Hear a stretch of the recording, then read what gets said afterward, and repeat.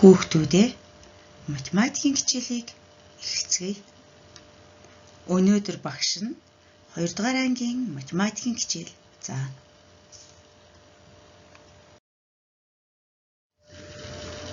Бүгдээрээ дэлгэсэндээ анхаарлаа хандуулаарай.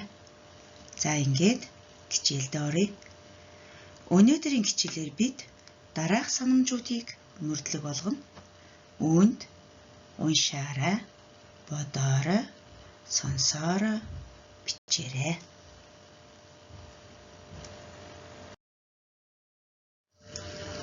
Багш нь та нартай дараах шүлгийг уншаад өгье. Өөцгөн жаахан дэгдээхий өглөө эрт ээжтэйгээ хамт элсэн дээгүр гүйж энэ тэндгүй тоншлоо. Дэгдээхийний хошуугаар хатгсан мөрн юу дөрсөлснийг хараарай. За хүүхдүүдээ дэгдээхийний ээж дэгдээхийнүүдтэйгээ хамт юу дөрсөлсөн байна? За хар цэгүүдийг дөрсөлжээ. Цэг дөрсөлсөн байна тийм үү хүүхдүүд? Цэг. Монгол хэлний хичээлд өгүүлбэрийн хаана хэрэглэдэг вүлээ? Цэгийг монгол хэлний хичээлд өгүүлбэрийн эцэст тавьдаг. Харин математикт үүнийг юу гэж үздэг бол? Математикт цэгийг цэгийн байр гэж үздэг юм байна. Цэгийг тэмдэглэхдээ цэг. Цэг.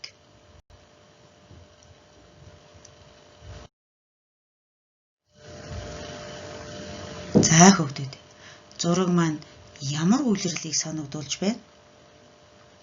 Зүүнний үйлрэл тийм ээ. Нар гарсан, цэлмэх тэнгэртэй, гол орсон, цайхан өдрийг дөрсөлдсөн байна тийм үү? За тэгвэл багш нь та нартай дахиад нэг сонирхолтой шүлгийг уншаад өгье. Бүгдээрээ анхааралтай сонсоорой. Шүлгийг урнаар уншаарай. Тэнгэрт наран мандлаа. Тэртээс цасаргаа илгээж газар дэлхийн багчуудыг зураг зурхад дүрс бүтээхэд зугаатаагаар тоглоход нь цацраг найз нь болтго юм. За энэ шүлгэн дээр юуг дөрсөлдсөн байна хүүхдүүд? Нарны тухай. Нарны цацраг. За нар маань цацрагаа цасаж байгаль дэлхий хүн амьтныг дулаацуулж өгдөг тийм үү? Тэрүүгээрээ нар маань онцлогтой. Тэгвэл хүүхдүүд нэг цэгээс эхлэлтэй шулуун шугамыг цацраг гэнэ.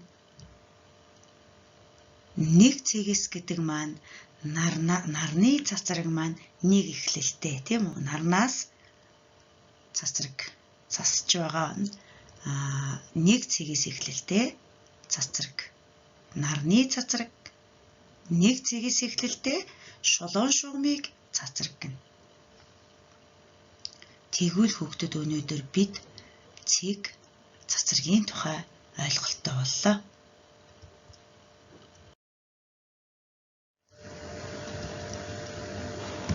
Үйл ажиллагаа 1. Бүгдээрээ сурах бичгийн 24 дугаар хуудсыг нээгээрэй. Өнөөдрийн хичээл дээр ашиглах зүйл маань хуудас цаас, хайж, шугам, өнгийн харандаа. За сурах бичгийн хуудас 24 дээр байгаа дараах дасгалуудыг багшийгаа дагаад хийгээрэй хүүхдүүд. За та нар маань бэлдсэн цаасаа гаргаад дуртай газар дээр нь цэгийг тэмдэглээрэй. За цэг. За цэгийг дайруулан 2 шулуун татаарай.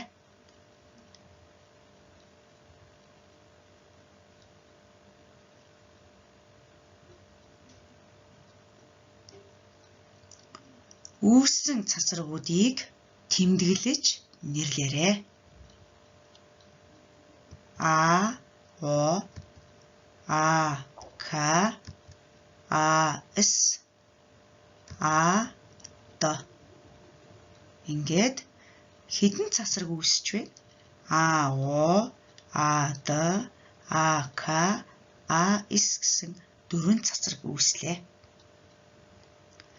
Одоо бүгдээрээ үүссэн цацрагуудыг хооронд нь ингээд холбоорой.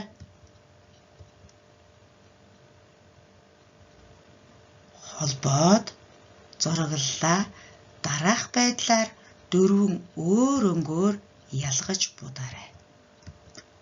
Ногоон, хөх, шар, улаан.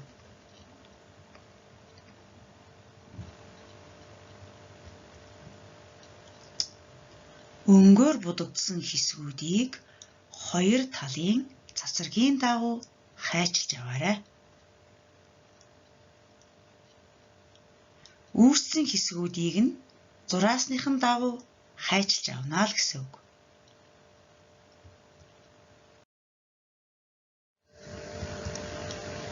За багш нь одоо та нараас асуулт асууна. Хайчилж авсан улаан төрсийг юу гэж нэрлэж болох вэ? За саяны хийсэн зүйл маань энэ дээр байна. За хайчилж авсан улаан төрсийг юу гэж нэрлэж болох вэ хүүхдүүд?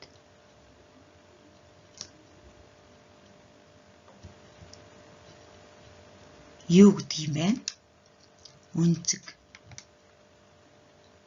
За тэгвэл хүүхдүүд бүгдээрээ дэвтрээ гаргаж үнцэг гэд гарчиг тавиарай. Өнөөдрийн маань хичээлийн сэдв үнцэг.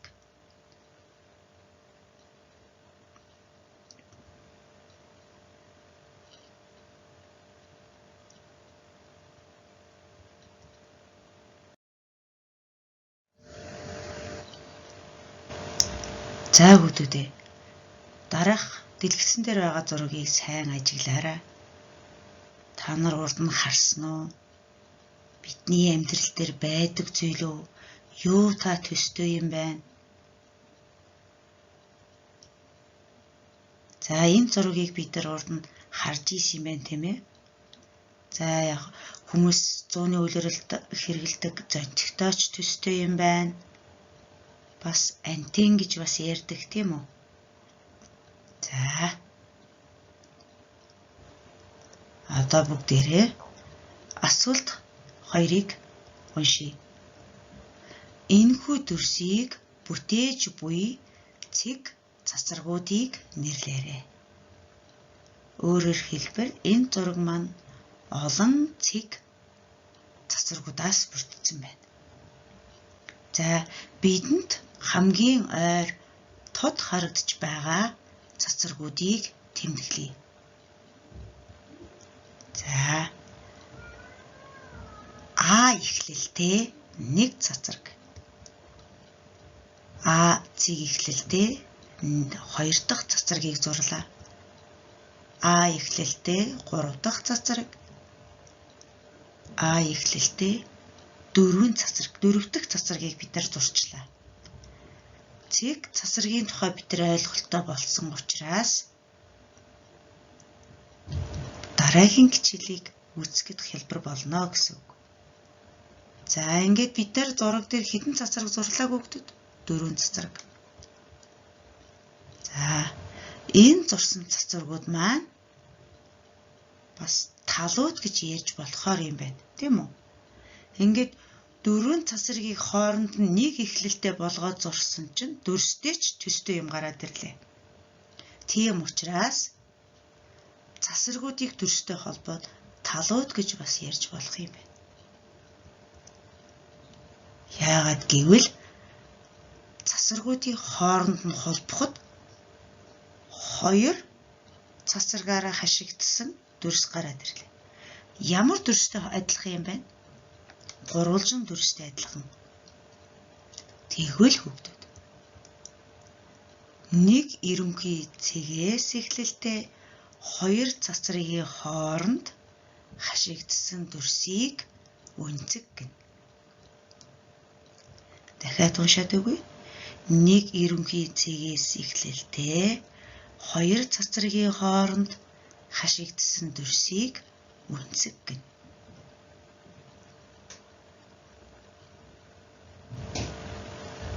За одоо энэ өгүүлбэрийг дэвтэр дээрээ тэмдэглэж өг.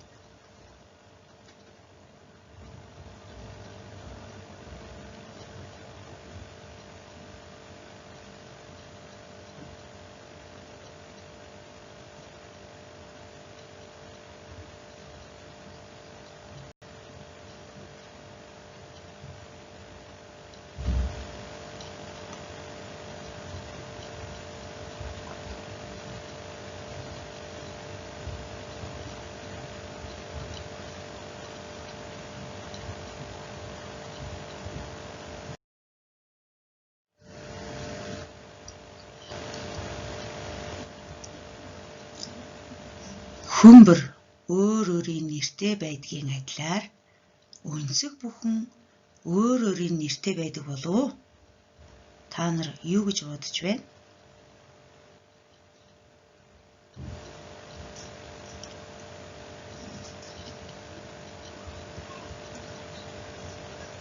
За, энэ зурган дээр маань бас л үнцэг зурагдсан байна. Үнцгийн тал ба оройг үсгээр тэмдэглэдэг. За, багш нэг үнцэг зурлаа.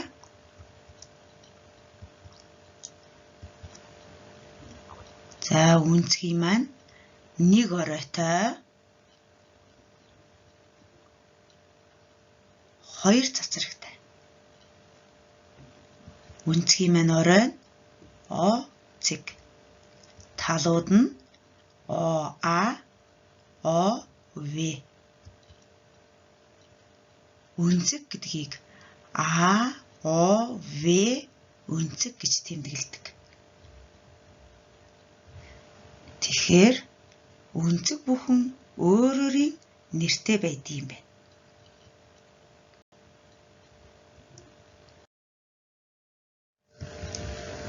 Үйл ажиллагаа 2. Асуулт 3. Үнцэг хэдэн оройтой вэ хүүхдүүд?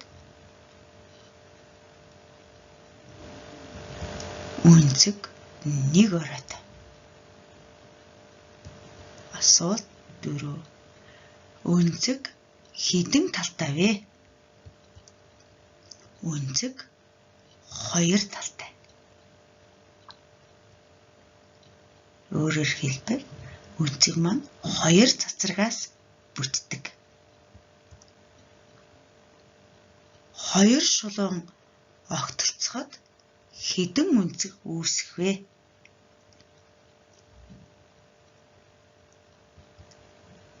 Нэг үнцэг үүсдэг.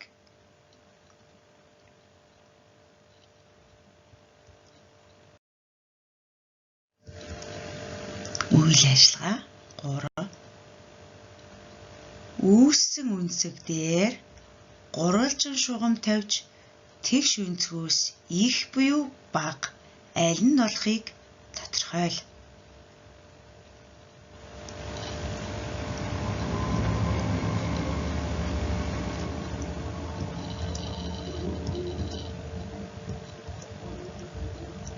За. Тэгш үнцгийг та нар мэднэ тийм үү? За одоо гурвалжин шугам тавиад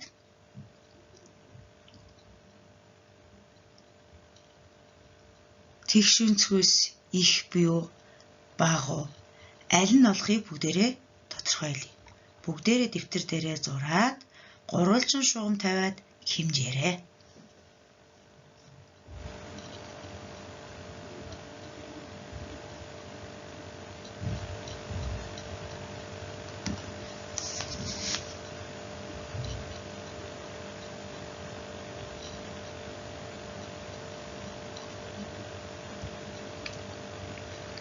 За, эхнийхэн маань тэгш үнцэг. Дараачихын маань хурц үнцэг. За, энэ 3 үнцгийг та нар Дараачих нь мохоо өнцөг. Эндээс та нар хүүхдүүд юуг ажиглав? Хурц өнцөг маань тэгш өнцгөөс ихүү багу. Хурц өнцөг маань гурвалжны хэмжээсээр бол дотгошоогоор орсон учраас хэмжээс нь дотгошоогоор орсон учраас хурц өнцөг болд юм байна. Тэгш өнцгөөсөө давсан учраас мохоо өнцөг юм байна. Тийм учраас өнцгүүдийг тэгш өнцөг, хурц өнцөг, мохоо өнцөг гэж нэрлэдэг юм байна. Хурц өнцөг маань тэгш өнцгөөс бага, мохоо өнцгөөс бага. Тэгш өнцөг маань хурц өнцгөөс их. Мохоо өнцөг маань хурц өнцгөөс ч их, тэгш өнцгөөс ч их юм байна. Тэгэхээр өнцөг дотроос хамгийн бага нь хурц өнцөг. Дараа нь тэгш өнцөг, дараа нь мохоо өнцөг юм байна.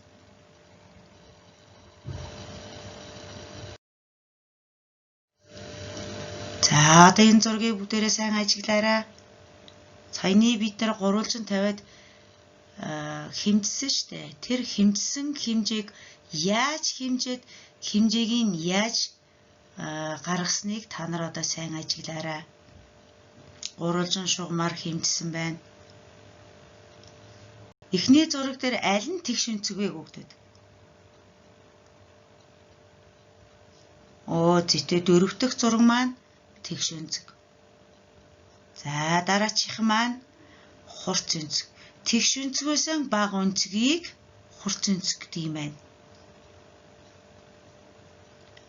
Гурав дахь нь мохоо өнцөг. Тэгш өнцгөөс их өнцгийг мохоо өнцөг гэдэг юм байна.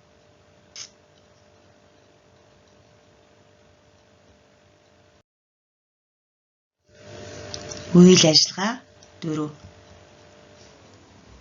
Тэгш өнцгийг 2 дахин авсантаа тэнцүү өнцгийг дэлгэмэл өнцөг гинэ. Өөрөөр хэлбэл 2 тэгш өнцөг нийлж дэлгэмэл өнцөг болдог юм байна. За хүүхдүүдээ хараарай. Дэлгэмэл өнцөг.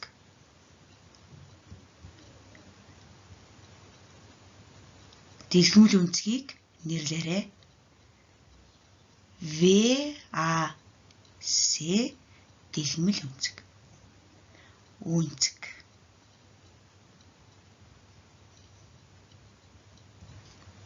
Үйл ажиллагаа 5.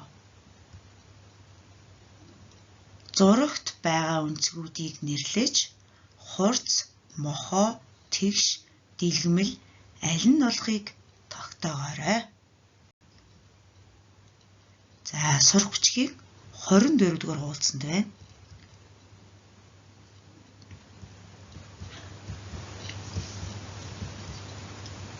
За зураг дээр хэдэн өнцөгт байна хүүхдүүд?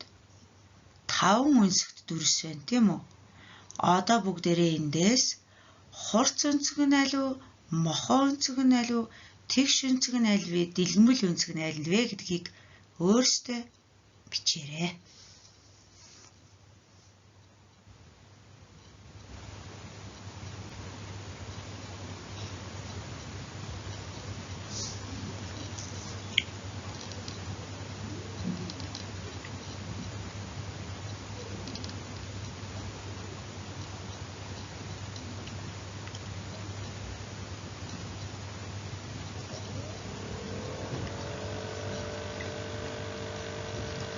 За тэгш өнцөг нь аль вэ?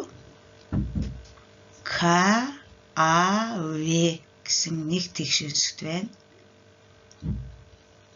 КАВ эсвэл АКЕ гэсэн 2 тэгш өнцөгт байна. За ВДЕ гэсэн тэгш өнцөгт байна. Ингээд энэ 5 өнцгтийн дотор 3 тэгш өнцөгт байна. ВДЕ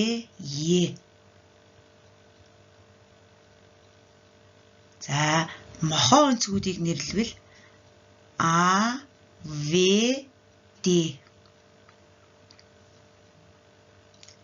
Эсвэл К, Е, Д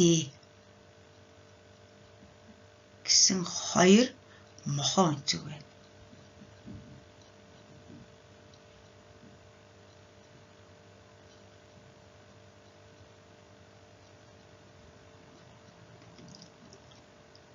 Энэ дотор хурц өнцөг байна уу хүүхдүүд?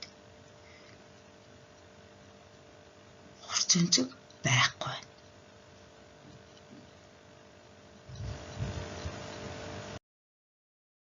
За энэ зургийг ажиглаарай. Тишүүрээр гулгаж байгаа улсад хэдэн градусын өнцөг гаргаад явж байна?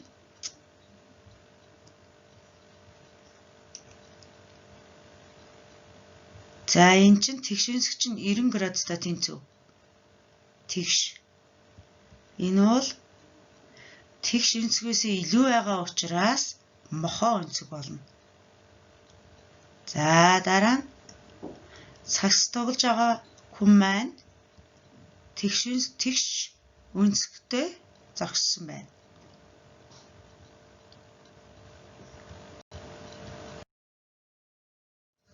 За одоо бүгдээрээ энэ цагныхаа зөөг ашиглаад цээжээр хэлье. Эхнийхэн маань ямар өнцөг вэ хүүхдүүд? Та нарын бодлоор дэлгэмэл өнцгийг харуулсан байна. Хоёр дахь маань ямар өнцөг гэж бодож байна? Мохоо өнцөг. Гурав дахь маань тэгш өнцөг. Дөрөв дэх нь хурц өнцөг байна.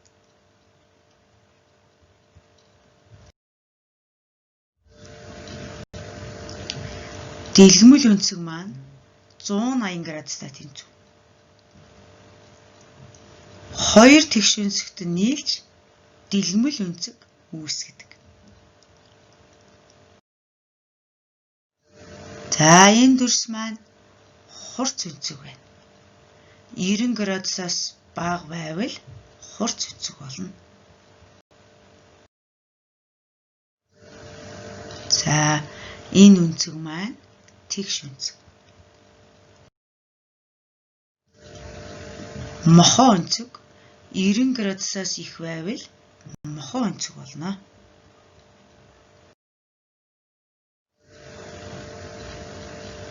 Гэрийн даалгаварт сурах бичгийн хуудас 24-ийн 89-90-ийг гэртээ хийгээрэй хүүхдүүд.